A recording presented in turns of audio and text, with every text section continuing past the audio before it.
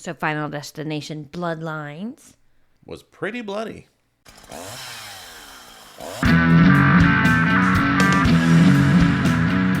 Hey everybody, and welcome to the Fear Review. I'm William. And I'm Amy. And today we're going to talk about Final Destination Bloodlines.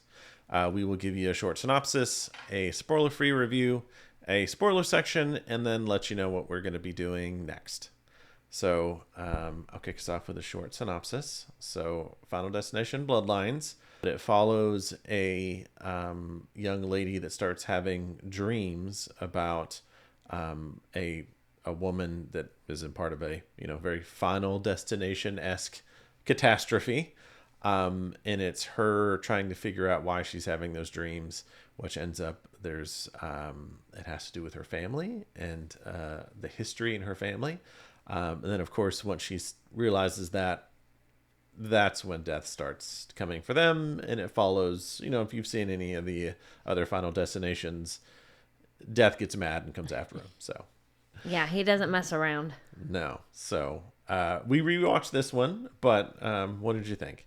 It's good. I think it's my favorite Final Destination. It's close. I can't decide it.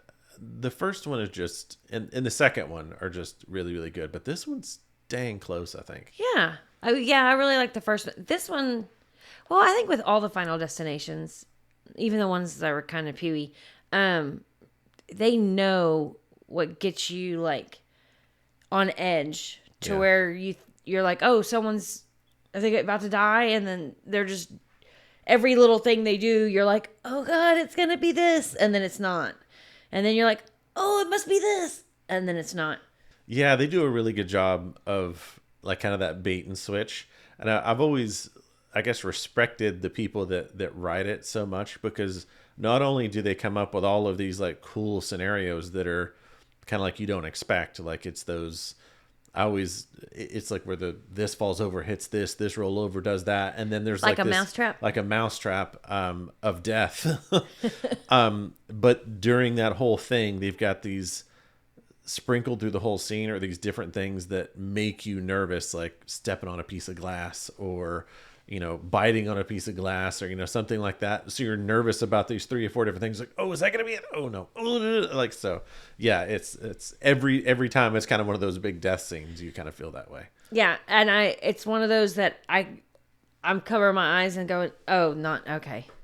Nope, I'm good. And then you get tired of covering your eyes and you think, I don't need to cover my eyes, and that's the time it like comes out of their head with a spike or something, and you're like, oh, I didn't cover my eyes for that one.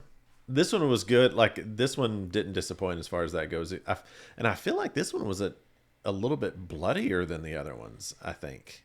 I could be wrong. Maybe I just haven't like seen them in a while, but I think this one... That 3D one they tried to make real bloody, but it was more kind of corny because it was obvious that it was shot for 3D. Yeah. But I think you're right. This one's really bloody. And it starts out immediately. Yeah. Oh, yeah, like immediately. The story ties to the rest of them in a really cool way, while I think evolving the story a little bit, where it's still got those same things that the other movies did, but it's adding some kind of like new nuance to it that wasn't there before, like in a cool way, I think. I think so too. It's like got a good little story to it. Yeah. What would you rate it? I'd say full price. Me too. Almost a buyer. Almost. I think it would be a buyer if there was like a package. There's like a really good deal on a box set. Yeah. Then I'd be like, oh, okay, I wouldn't mind, for where they're each, I don't know. They're each $3. Yeah, something like that. But for this one alone, I'd say it's worth full price. Yeah, it's full price, which we did see in the theater. Now it's available on HBO Max. HBO Max, yeah. Mm-hmm. So you can stream it. Yeah. Do you want to get into some spoilers though? Yeah. Okay, so if you don't want to know anything about the movie, skip this section and skip to the what's next and see what we're going to be reviewing next. So, spoilers. I think what's cool is this one's a little different in that all of the other movies were someone having a premonition, and that's kind of how, like, that's that main person. This one's a little different because it's a young girl having dreams about somebody going through that scenario. And she's dreaming about what happened to her grandmother, who's had that premonition. And what's really cool is then it's kind of like following that trail and kind of figuring out what's going on. And like her grandmother, like was kind of like hidden away because she kind of figured out what was going on and has like figured out how to Cheat death. I wouldn't say completely cheat death, but kind of like keep it at bay, like, be safe enough that she can stay alive. And she did that to like save her family, right? Basically, which, like I said, puts a new kind of little bit of spin on it. Because in these movies, Death wants to kill in the order that people were supposed to die, and the grandmother, back in the 50s, went on a date with her then boyfriend, who becomes her husband. And it's this huge building, like kind of like, to me, is it the Stratosphere? Yeah. In Vegas, kind of looks like that shape of a building, which as soon as we were watching it, everything was a no for me because the elevator, no. The doors didn't want to close all the way, and then it's glass doors and it's a glass bottom while you're going up this elevator, and there was too many people on that elevator. So all of that's a no. I would never even go up that elevator. Because I think I was like, oh my gosh, have I like made you have the most boring life ever?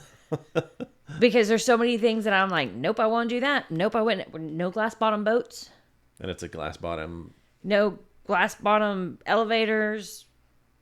When you go up there, the dance floor is a glass bottom that they're dancing on, and they're like, I don't know, 50 stories up. Yeah, it's. I feel like maybe it was even more than that.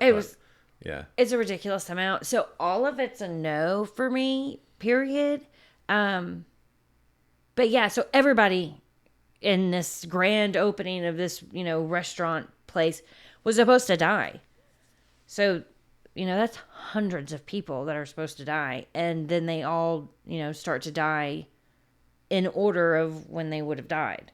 And what's cool is that it takes a while for death to get to all these people. And so people have lived and had kids, and so now it's going. So once they've had kids and they have a bloodline, it finishes that bloodline before it goes to the next person. So the longer it takes, the more people there are. And it's neat because the grandma was the next to last person to die. So it is taking a while, for death to get to her, like where she's kind of getting to figure out what's happening to everybody else that was there and like following them. And she realizes that death can't come for her bloodline as long as she's still alive, because it would have to kill her, and then it would come after her kids and then their kids. And she started figuring all this out because her husband died. And it never tells you, I don't think, that's the one thing that bothers me. I don't think it ever tells you what happened. But I think they're like, it was a freak accident and then mom went crazy. It's like, well, how did he die? Yeah. And they don't really explain that, but maybe it has something to do with because, and her granddaughter kind of inherits the ability. She starts being able to see the pattern and like start knowing what's going to happen. Because there's a cool scene where she's with her cousins and stuff has already started happening. She's trying to convince them, but she's like, oh, if that thing falls and hits this ball and like distracts those boys, that could fall and it could kill us or something. And they're like, oh, that's crazy, that's insane. And then just a little bit down the road, that's exactly what happens, and kills somebody.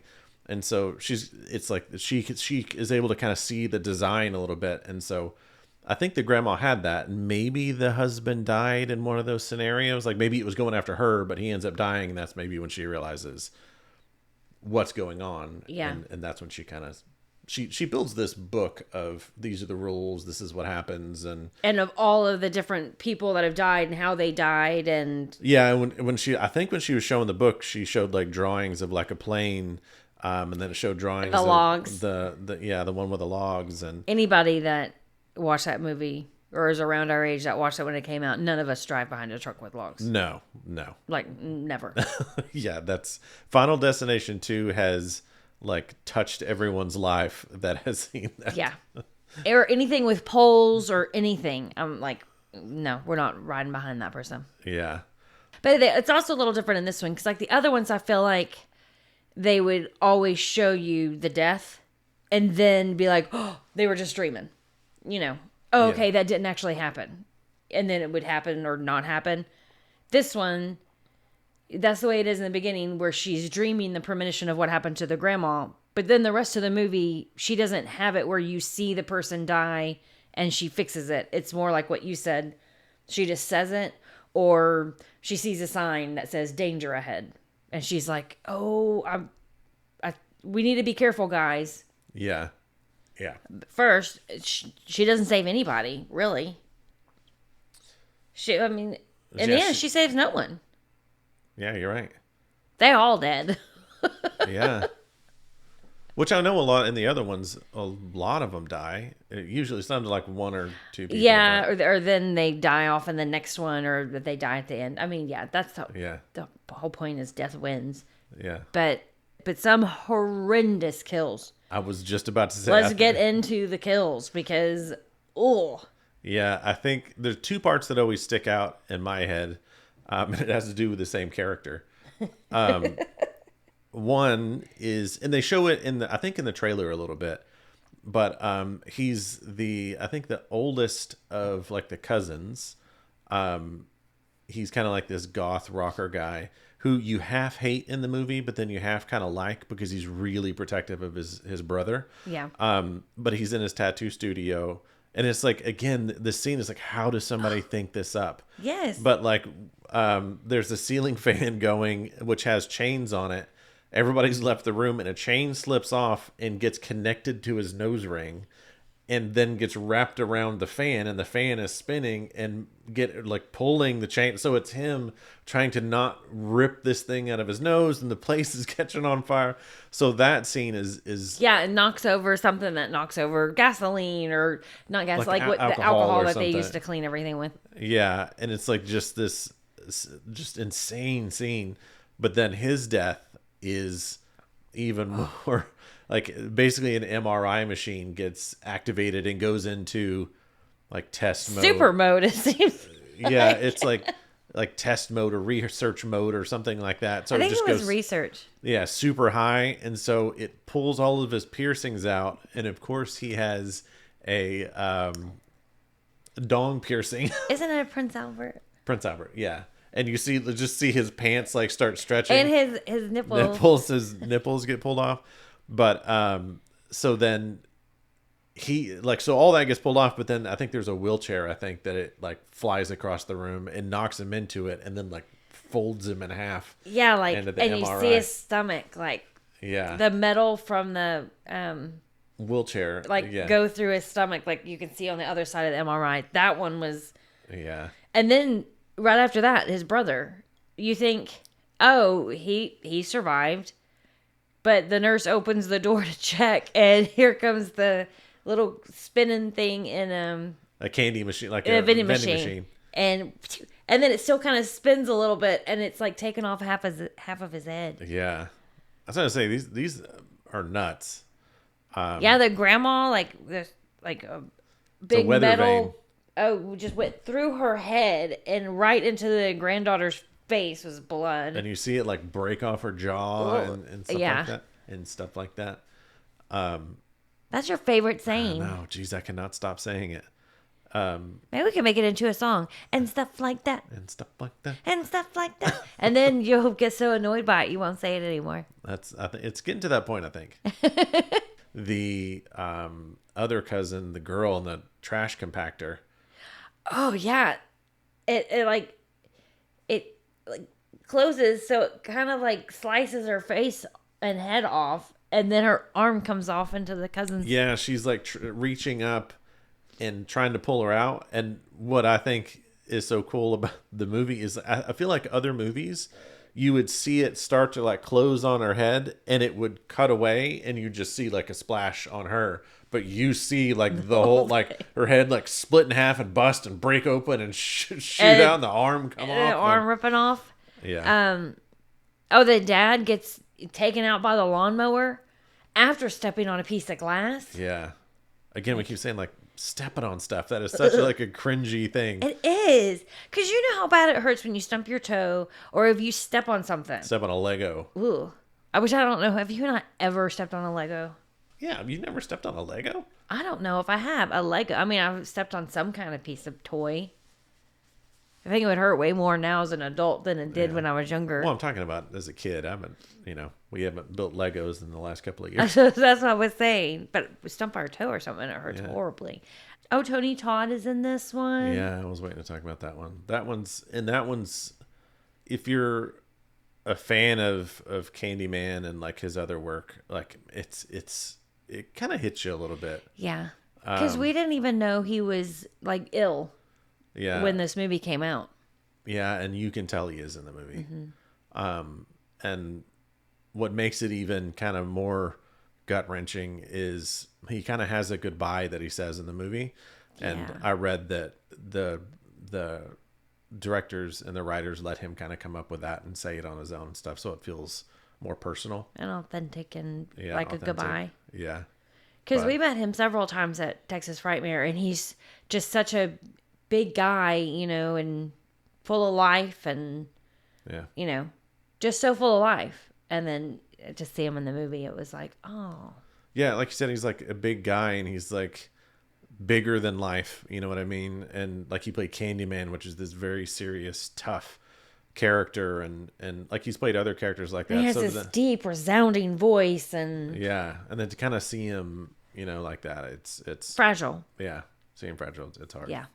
But that was one of my favorite things about the movie is the way they brought him in, because there's always this, he was in all the other ones and they never said what he was or kind of what role he played. Yeah. And so this kind of brings that full circle and kind of how he connects to the universe, and I think they did that in a really cool way. I love it. Well, I mean, this is a spoiler section, so you can say it. Yeah. Well, yeah. So he's the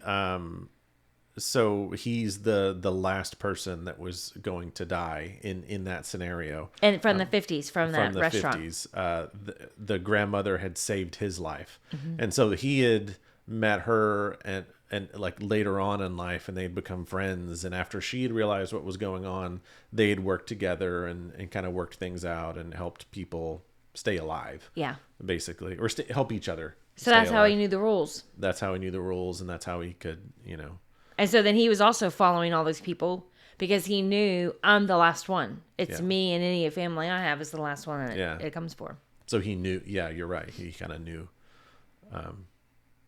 But yeah, I thought that was really cool. Yeah, I like that. Yeah, I think it's cool. I think it would be cool if now even the way they have it set up, I'm sure they can come up with even cooler ideas for the next thing to do.